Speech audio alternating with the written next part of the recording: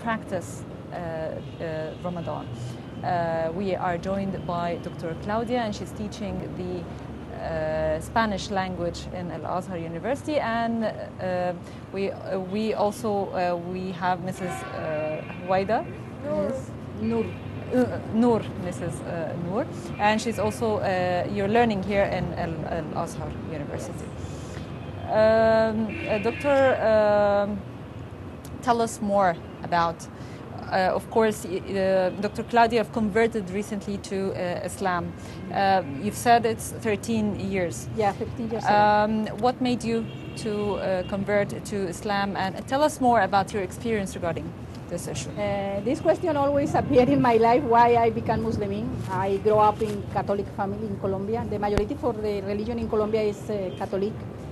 But from children, I have many questions in my mind about many subjects, and this question I don't find the answer in the Catholic books or in the Catholic reader. When I began read about the life of Sayyidina Muhammad, Profeta, paz las bendiciones sean con él, and when I began read more about Islam, I began find the answer for my question, for all the question what I have till I am children. Mm-hmm. And for me, always I say that the Islam is the religion for the logical religion. You don't find nothing in the Quran, you don't find nothing in the Sunnah, you don't find nothing in all what I read about the Islam, don't have logical reason. We don't do this because have one reason. Allah don't avoid nothing because yes. When he avoid something is because have one reason to avoid this. Or when he give for the person the advice to do something is for reason. So for me, the Islam is the logical. This is the important point. How long you've been here in Egypt, and tell us more about moving from your country to another different country. I am here in Egypt 10 years ago, but I became Muslim in Europe, in Amsterdam. I come from Colombia to Amsterdam, and from Amsterdam to here for Egypt. Mm-hmm. My develop in the Islam began in Amsterdam, not here. Mm-hmm. So it's something strange because can in one country is complete without religion. Mm-hmm. And I find the Islam in this country. That is I come from Allah. Oh. But the beginning always is difficult to learning new, because when you become Muslim, it's not only to change religion, it's only to change one style life. Yeah. To change all your food, your system life, your family leader, all must have influence for the Islam. In the beginning, normal is difficult, but alhamdulillah, all became good. And now, 14 years ago, I am Muslim. Okay. Alhamdulillah. And Mrs. Noor, tell us about your experience here in Egypt. How long have you been here in Egypt? Now, for the months ago in Egypt. It's very easy in Egypt, the religion, but you have everything learning. You can learn about Islam, about the Sunnah, about everything in Islam. In other country, in my country, is very, very hard. The food, the halal food, is very, very hard, really. All people eat pork. It's very difficult. Mm-hmm. Shake your food, your style, life. It's very hard. I went to Egypt because I want learning about my new religion, about my new style life. Because in Colombia it's difficult. It's very, very hard. The people don't learning well some things. You need learning alone all the time.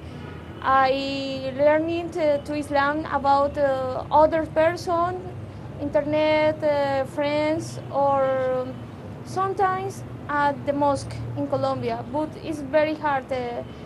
I learned to pray all alone. Mm-hmm. I watch TV or YouTube, how pray Islamic and other things all time. All by yourself? Yes. Okay. Dr. Claudia, how Ramadan here is different from other countries? We must put in consideration that my first Ramadan was in Europe, and something completely different because first we don't have the facilities to don't work this day. For example, we must go to work, we must go to do the normal life, and many times we don't find the halal food. So it's one complete different weather. When I come here in Egypt, I remember my first Ramadan here was for me amazing, complete amazing.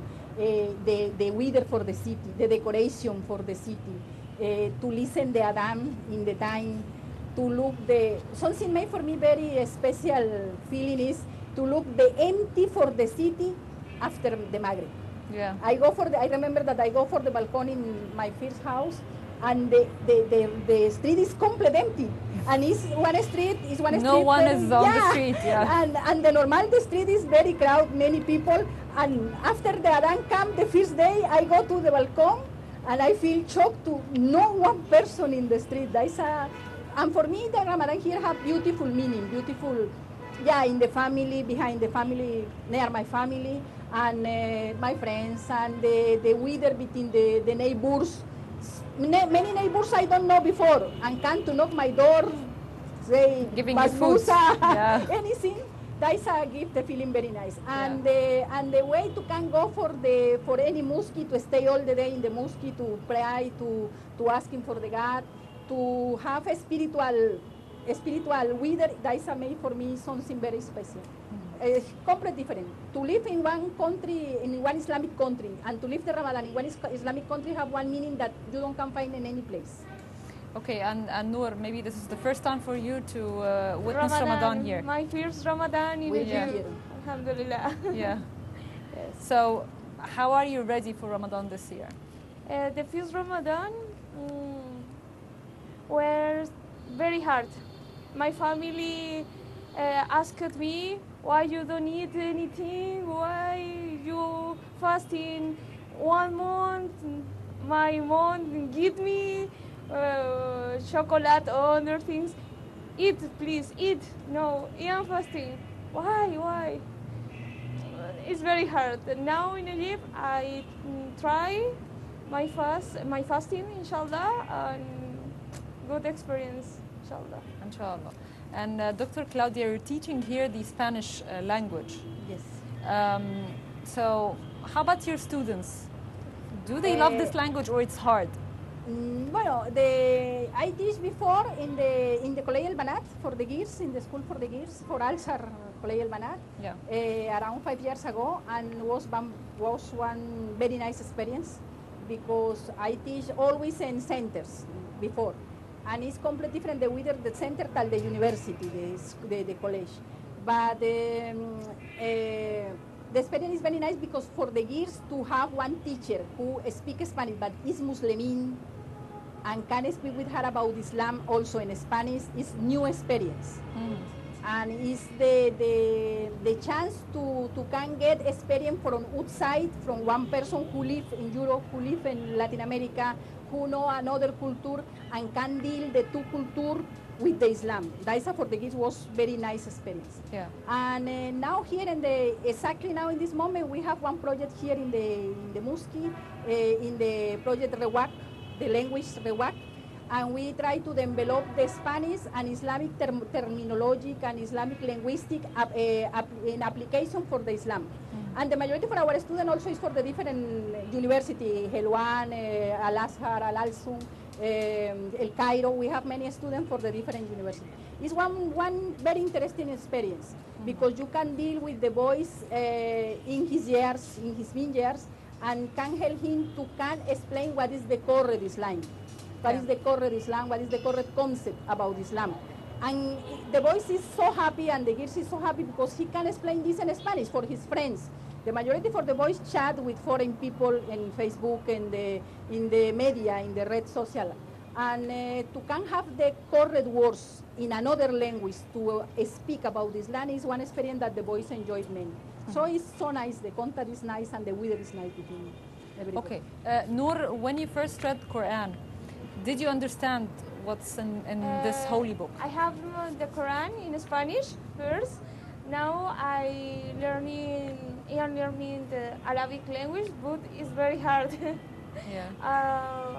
My friend and the Sheikh Hussein told me about the Islamic class in Spanish, and oh my God, it's very, very good. It's amazing, because it's better you understand everything about Islam in your native language.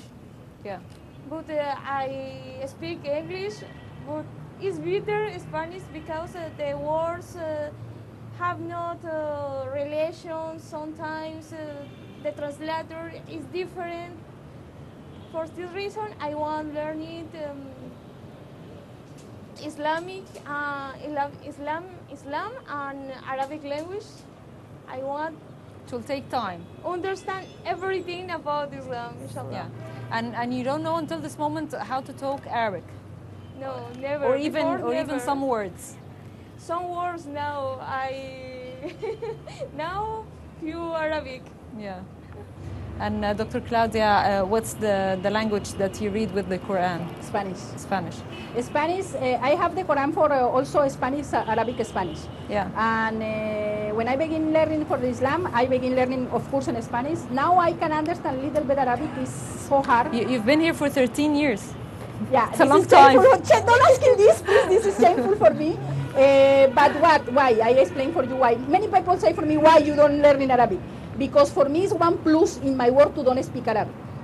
When the students know that I don't know Arabic, he must do effort to speak with me in Spanish. Oh, Yeah, okay. I can speak Arabic if I So wanted. it's a professional way of it's one professional teaching. way. In the street, of course, I can deal. I live here 10 years Yeah. alone. I can move. I can make deal with anybody. I can say bad words in Arabic to one person in the street. But in my work, I prefer always to work with Spanish to press or for my student to speak with me in Spanish. Because I discovered that when the boys know that I speak Arabic, try to speak with me in Arabic and leave the Spanish outside. Mm-hmm. So, and my target is that the boys develop his Spanish. No, I develop my Arabic. Yeah. So always I speak with him in Spanish. I have one funny story. When I work in the Al-Azhar University one time, I using one lab, and I take the lab without approve for the manager for the rooms in the university because it's late and I don't find room. I say for the student, Yala, we come here and we make the lesson.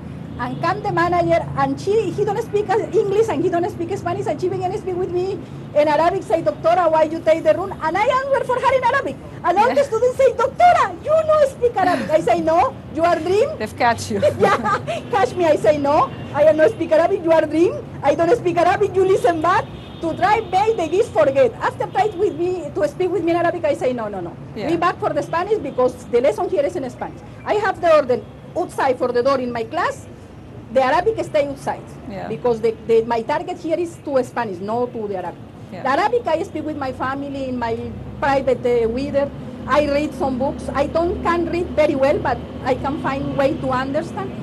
But the Islamic I like to read more in Spanish to can have more words to explain for my students, the correct concept. Yeah. And my another word also is the Mashah have the center, or the Al-Azhar have the center for translation, the translation center in Medina El Nasser. Yeah. We translate books from Arabic to Spanish. My work is to review these books after made the translation that this book is according with the linguistic, with the Spanish style.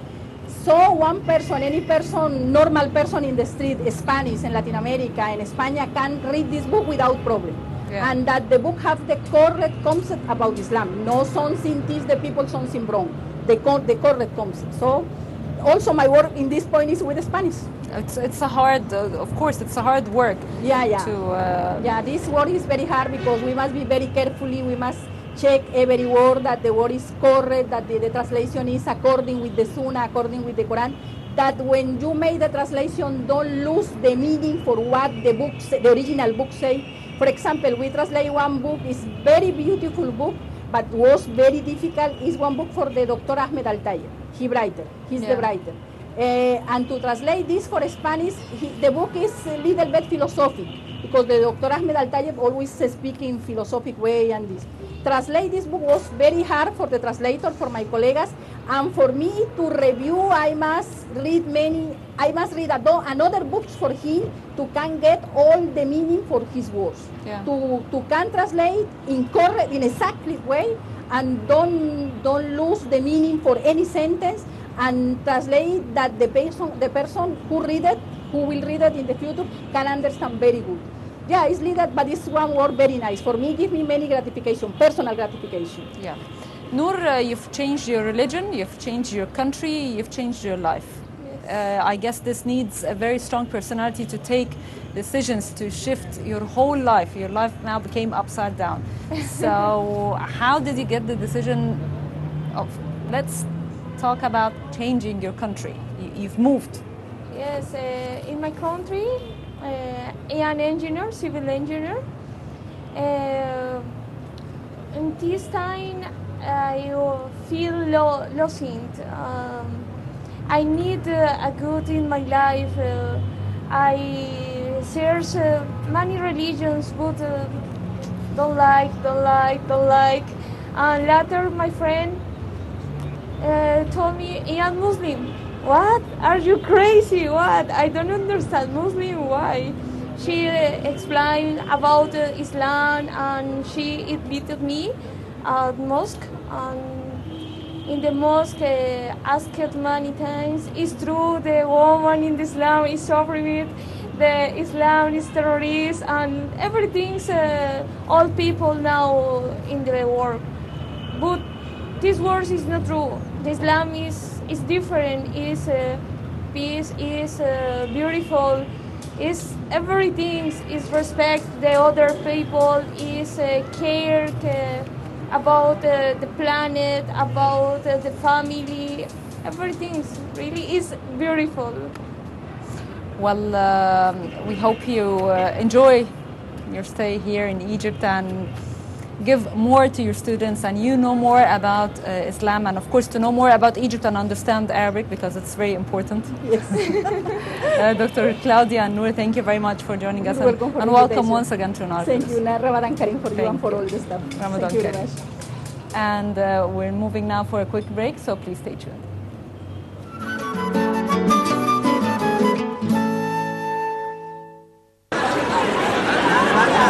You are a bit.